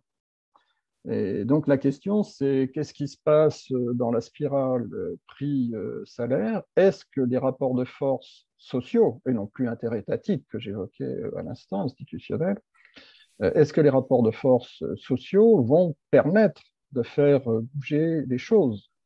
Et je dirais deux choses contradictoires. La première, c'est qu'on voit bien que dans certains secteurs, je pense à l'hôtellerie, café, restaurant, des négociations ont été ouvertes pour une raison simple, c'est que plus personne ne veut aller travailler dans de telles conditions de travail, avec de telles conditions de salaire, et que la crise sanitaire a marqué un déficit extrêmement important pour ces secteurs. Ils sont bien obligés, quelque part, s'ils veulent pouvoir continuer à fonctionner un jour ou l'autre, à augmenter les salaires et pas rester à ces niveaux absolument et aux horaires de travail tels qu'ils les connaissaient. Pareil pour les infirmières dans d'autres conditions, pareil pour les enseignants. Donc il y a des rapports de force qui peuvent exister, parfois être victorieux, mais il faut être conscient qu'en face, ils vont tout faire pour éviter de permettre à ces rapports de force de s'exprimer. J'en vois deux manifestations, si j'ose dire, exemplaires. La première, c'est la prime inflation. Et la deuxième, c'est ce qui s'est passé hier avec le tarif ARENH d'EDF que l'État impose à EDF, dont vous avez vu l'action a plongé de 25% hier. C'est-à-dire que ce sont des réponses étatiques, éventuellement via des baisses de charges de cotisations sociales ou d'impôts. Pierre évoquait la contre-révolution fiscale, elle est toujours en marche. Et donc, ils vont, je pense, tout faire, on voit bien dans la politique de Macron, en tous les cas, ils vont tout faire pour éviter que le rapport de force se constitue et donc de désamorcer les revendications sur le pouvoir d'achat à travers, de fait, une prise en charge par l'État, c'est-à-dire par nous, contribuables, alors, par l'État, des risques de perte de pouvoir d'achat. Et on voit bien à travers ces deux exemples que c'est quelque chose qui est d'ores et déjà en marche.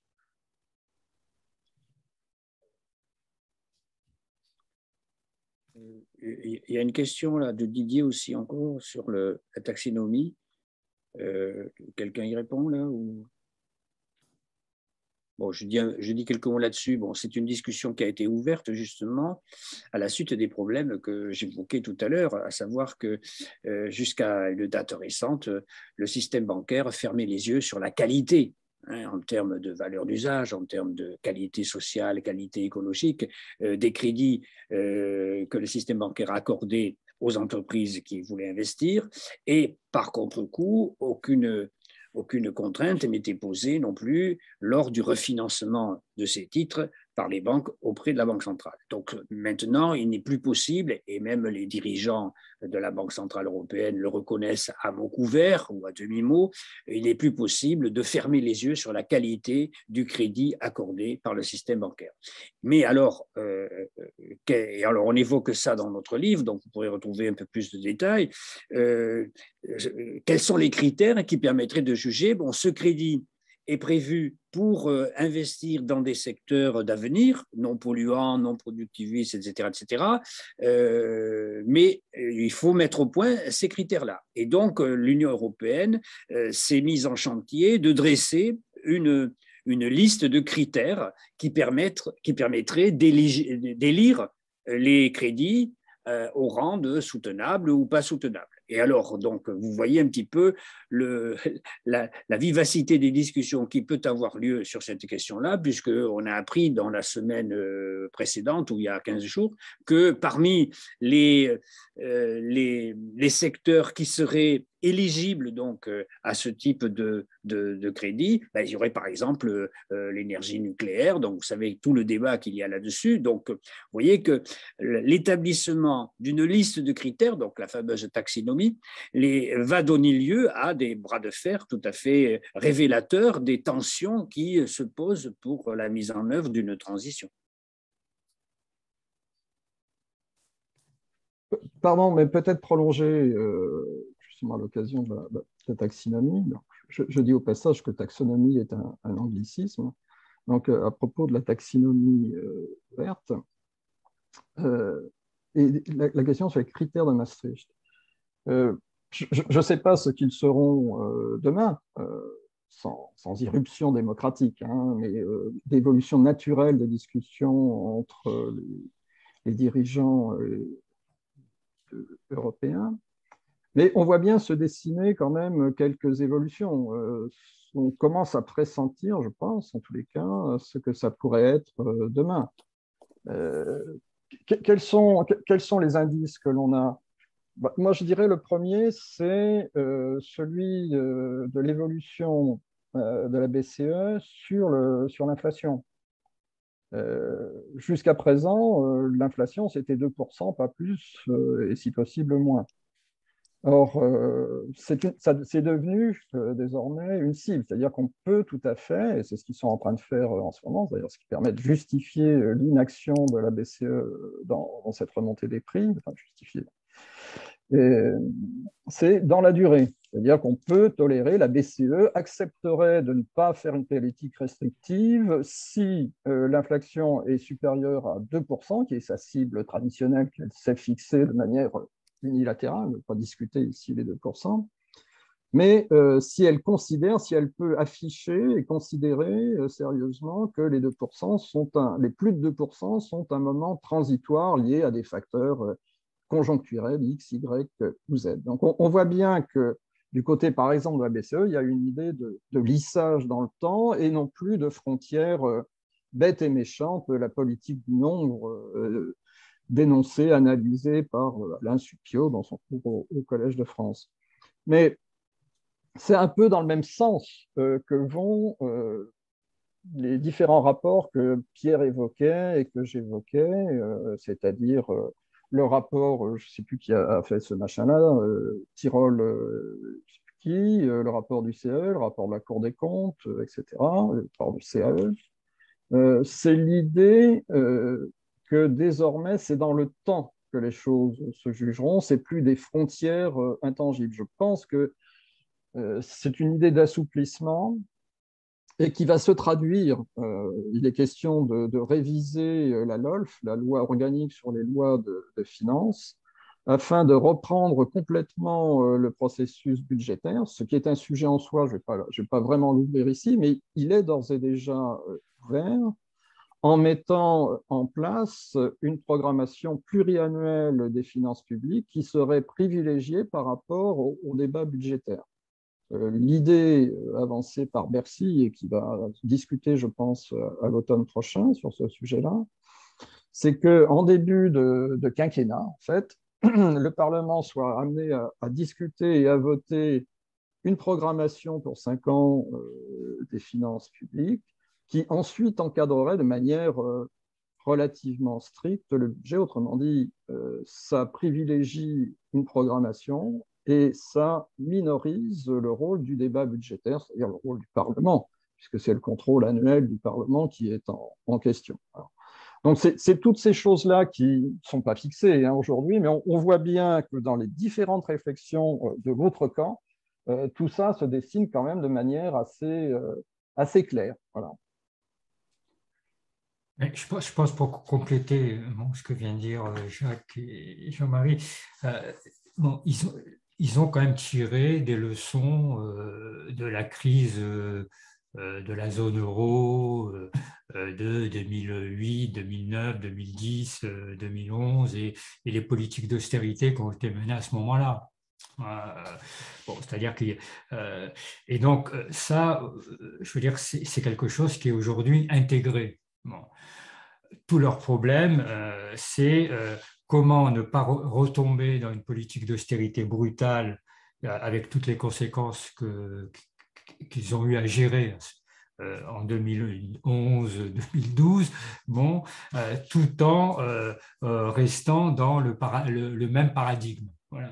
Bon, donc, c'est ça la contradiction dans laquelle ils sont. Et donc, pour résoudre cette contradiction, l'idée, ce qu'a dit Jacques est tout à fait juste, c'est d'essayer de reporter ça dans le temps. Bon. Donc, au lieu d'avoir une austérité brutale, une remise en ordre sur 2-3 ans, eh bien, on lisse ça sur plusieurs années. On essaye de faire en sorte que l'application des critères soit plus souple que ce qu'elle est auparavant, mais ça fait tomber quand même un certain nombre de tabous.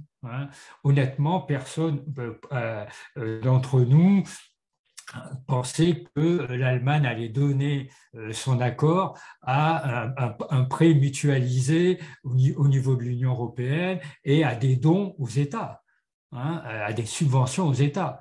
Bon, et aux États qui en ont le plus besoin. Bon, c'était totalement inimaginable. Donc, c'est un tournant qui a été pris par les conservateurs allemands. Bon, le deuxième tournant, c'est ce qu'a fait la BCE elle-même, non pas tant d'ailleurs sur les politiques non conventionnelles, évidemment, mais aussi, par exemple, sur la remise en cause de la neutralité de marché. Bon, on peut dire que c'est une remise en cause limitée, tout ce qu'on veut, mais c'est quand même une remise en cause. Bon. Ou sur la question de la cible d'inflation, le fait qu'il y a un lissage dans le temps, qu'ils acceptent d'avoir une inflation supérieure à un moment donné. Bon, alors qu'on se rappelle que Trichet, quand il était président de la BCE, en pleine crise financière, il avait augmenté les taux d'intérêt totalement à contre-temps parce qu'il y avait un danger d'inflation à un moment donné. C'était en 2008. Bon, donc on est quand même passé dans une situation nouvelle. Bon. Tout le problème, c'est quelle va être l'ampleur, je pense, du basculement, parce qu'il va y avoir un basculement. Bon. Et est-ce que dans les rapports de force interétatiques, ceux qui sont pour revenir à la stricte normalité antérieure seront capables de l'imposer ou pas? Voilà. Et aujourd'hui, ça, c'est pas du tout tranché. Et ça fait partie des interrogations, en sachant qu'il n'y a pas seulement que les critères de Maastricht. Parce qu'il y a pire que Maastricht, c'est le TSCG, ce qu'on appelait le pacte budgétaire. Dans lequel, en fait, il y a la nécessité, par exemple, d'avoir un déficit structurel de 0,5% du PIB, bon, ce qui revient à imposer de fait un équilibre budgétaire quasi permanent. Bon, ou la nécessité de rembourser, de combler l'écart entre les 60% de la dette et donc le critère de Maastricht de montant de 60% de la dette et la dette actuelle et la dette d'un pays avec un vingtième par an, etc. Donc, le TSCG, c'était ce qu'on avait dit, c'était Maastricht au carré. Bon. Et ça, pour le moment, c'est pas du tout appliqué. Bon. Donc il y a je pense aujourd'hui, il y a des débats dans la classe dominante et parmi les économistes mainstream sur comment on gère la nouvelle situation. Voilà. Et ces débats ne sont pas tranchés. Bon. Et ils seront d'autant plus tranchés du bon côté qu'il y aura des mobilisations populaires, etc., etc. Parce que tout ça n'est pas évidemment indépendant de ce qui se passe dans la réalité sociale. Et parmi les questions qui confortent ce que vient de dire Pierre, il y a l'éventualité de ce qu'ils ont appelé le cantonnement de la dette correspondante à la période pandémique, un cantonnement, de façon à ce qu'elle subisse le même sort que la fameuse dette sociale et qu'elle soit tout remboursée et qu'elle ne fasse pas partie de ce roulement dont on a expliqué le mécanisme tout à l'heure. Donc ça va être aussi un enjeu, ça peut l'être, et ça l'est déjà important. Peut-être, pardon, une précision, c'est ce que vient de dire Jean-Marie qui me fait penser, c'est que je n'ai pas précisé suffisamment. La dette de l'État se roule, mais ce n'est le cas ni de celle de la Sécu, ni de celle des collectivités territoriales, ce qui est en soi un problème, notamment pour la sécurité sociale.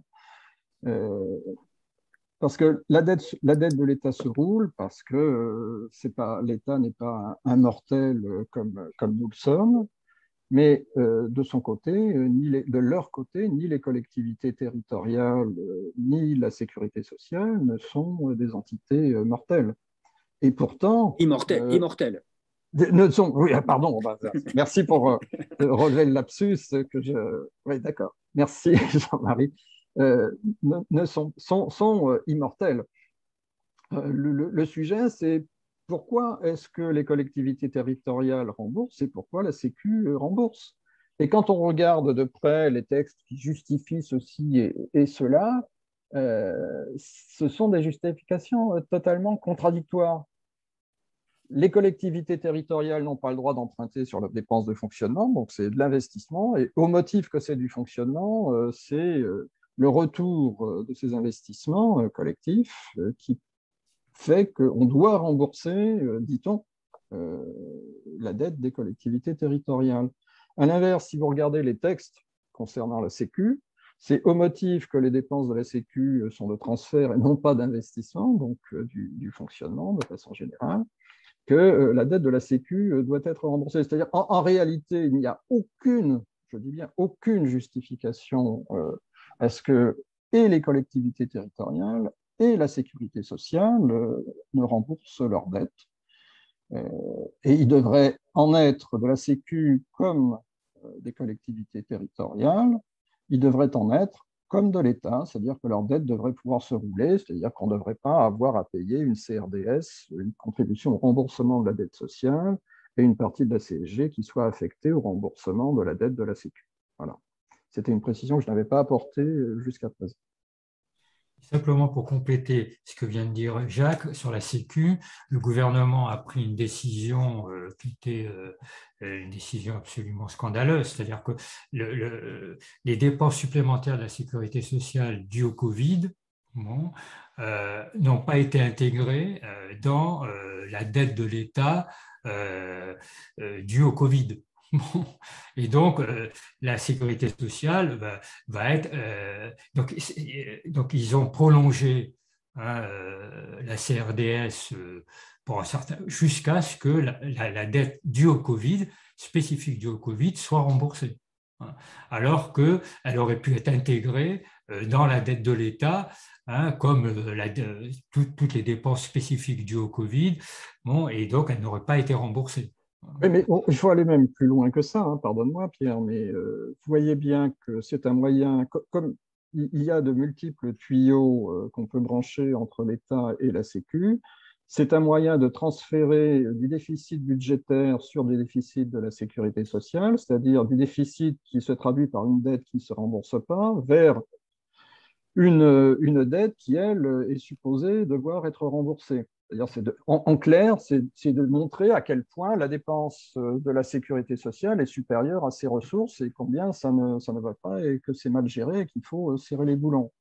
Parce que tu parlais des dépenses Covid, c'est tout à fait juste, mais il y a une dépense, par exemple, qui n'est absolument pas Covid, ça a été le basculement du CICE d'un financement fiscal vers un financement par un allègement de cotisations sociales. Ça n'a rien à voir avec le Covid et c'est simplement le fait de transférer de l'argent qui était de moins de ressources de l'État vers un argent qui est de la dépense supplémentaire, enfin moins de ressources pour la sécurité sociale, donc qui aggrave son déficit de manière totalement subreptice et qui permet ensuite d'afficher des résultats qui ne sont pas bons pour la sécurité. C'est la transformation du CICE en allègement de cotisation sociale.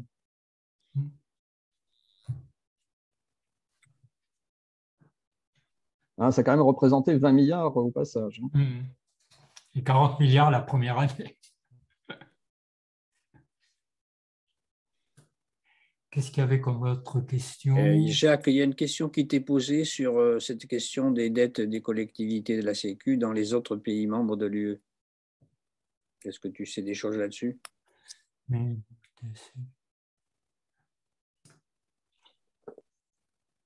Ouvre ton micro. Ouvre ton micro. Non, je n'ai pas d'éléments précis à donner. Le problème qu'on évoque dans le livre, c'est l'extraordinaire différence des périmètres. C'est-à-dire qu'il y a en France des dépenses qui sont dans le périmètre des administrations publiques, hein, pour faire simple, qui ne le sont pas dans d'autres pays, tout simplement parce que les statuts ne sont pas, d'abord parce que la socialisation n'est évidemment pas la même chez les uns et chez les autres, et d'autre part parce que simplement les termes ne sont pas, ne sont pas les mêmes, les termes juridiques, et que telle ou telle institution, en fait, publique, mais échappe en réalité à la prise en compte dans les administrations publiques. Donc, il est extraordinairement difficile de comparer les uns et les autres parce que les périmètres institutionnels ne sont pas du tout les mêmes. Il y a autre chose qui rend les comparaisons difficiles, c'est qu'il n'y a pas d'harmonisation des comptabilités nationales. C'est-à-dire qu'il y a des choses qui sont, par exemple, il y a en Allemagne des secteurs qui sont comptés dans les services, alors qu'en France, ils sont comptés dans l'industrie et inversement. Donc, ça rend, par exemple, des comparaisons extrêmement difficiles à faire, hein, réellement. Il y a une question sur le quid de promouvoir un objectif sur le niveau minimum d'emploi assuré avec en parallèle l'objectif du taux d'inflation maximum à 2%. Je vous pas. Est-ce que ce n'est pas une allusion aux missions de la Fed qui ne sont pas celles accordées généreusement par le traité de Maastricht à la BCE? Parce que la Fed a dans ses objectifs non seulement un objectif sur l'inflation, mais aussi un objectif de maintien de l'emploi, alors que la BCE, on le sait bien, n'a pas été dotée de cette mission-là, ce qui est un vrai sujet en soi, mais ça suppose là aussi de modifier c'est une entorse, une modification des traités.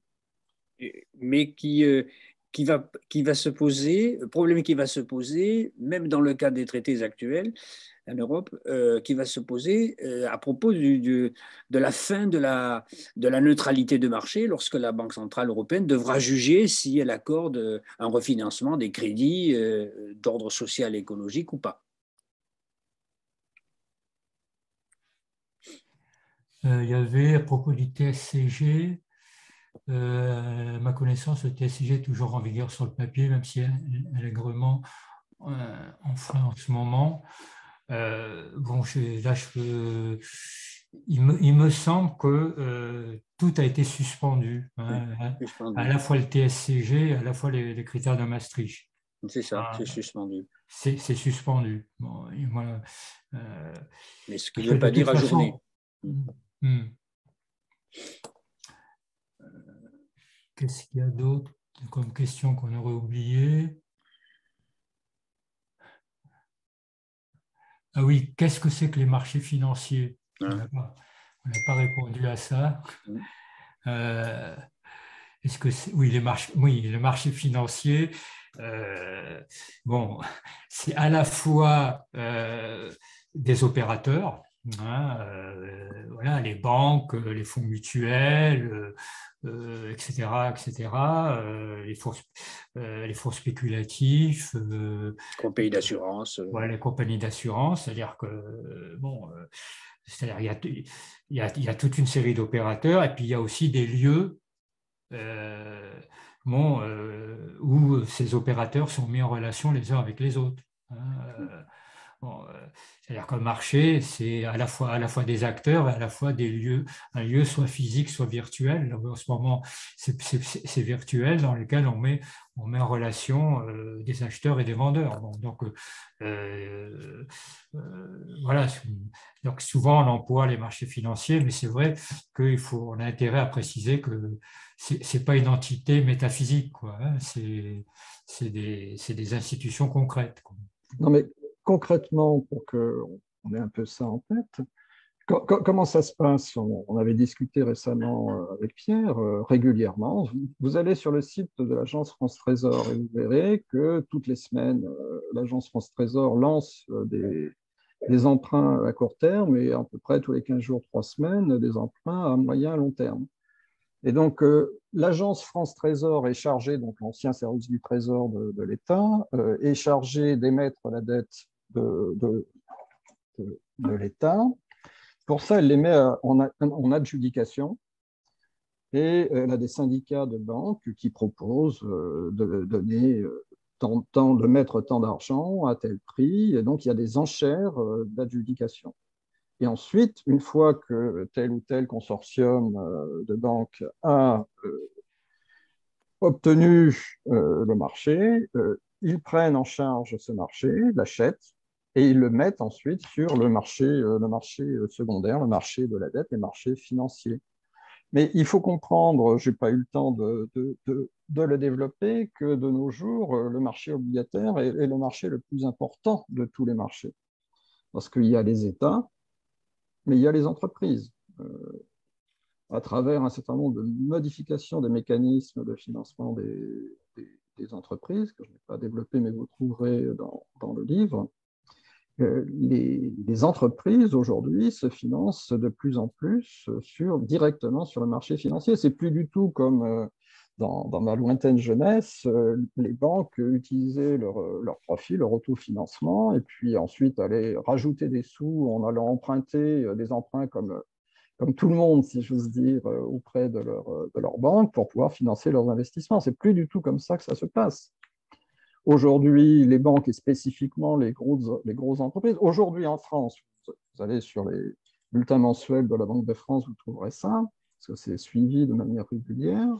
La moitié du financement des banques des entreprises, se fait par le moyen d'emprunts obligataires.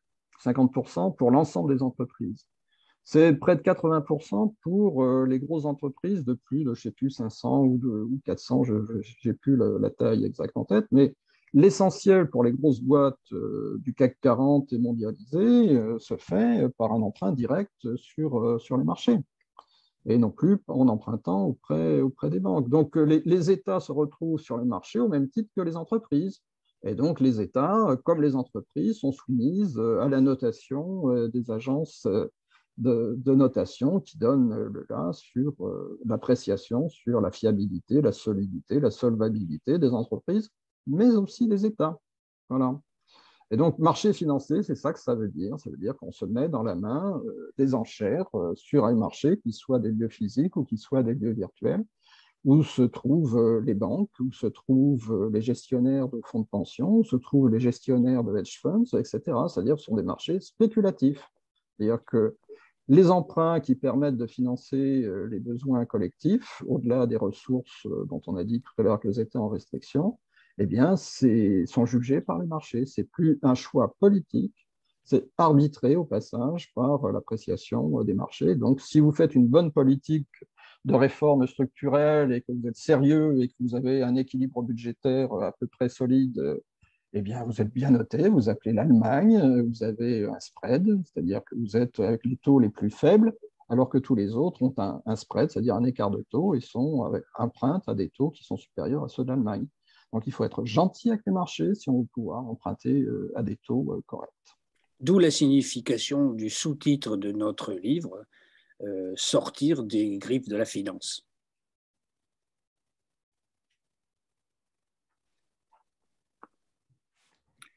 Est-ce qu'on a répondu à tout ou est-ce qu'il y a d'autres questions? Si vous avez d'autres questions, mettez-les maintenant dans le chat.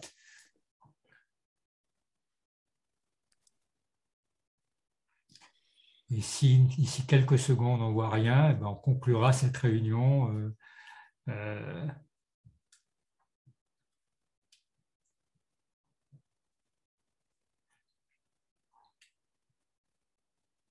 dirais simplement un mot pour rebondir sur ce problème des marchés financiers, c'est que malgré tout, bon, sauf cas exceptionnel, bon, c'est quand même les dettes, disons que les obligations d'État qui sont considérées comme les plus sûres. Bon, et donc, a priori, bon, les, dans la règle normale, c'est les taux d'intérêt auxquels les États empruntent, bon, sont en général plus bas que les taux d'intérêt auxquels les entreprises empruntent. En tout cas, dans les grands pays. Bon, c'est le cas de la France, de l'Allemagne. Bon. Pierre, si tu t'appelles Danone, tu empruntes à des taux négatifs. Hein. Danone, c'est comme l'Allemagne.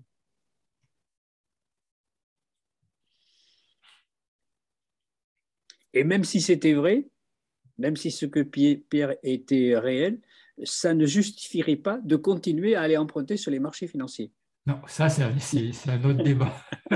mais bon, j'espère que les lecteurs de notre livre comprendront que c'est une pièce essentielle du débat.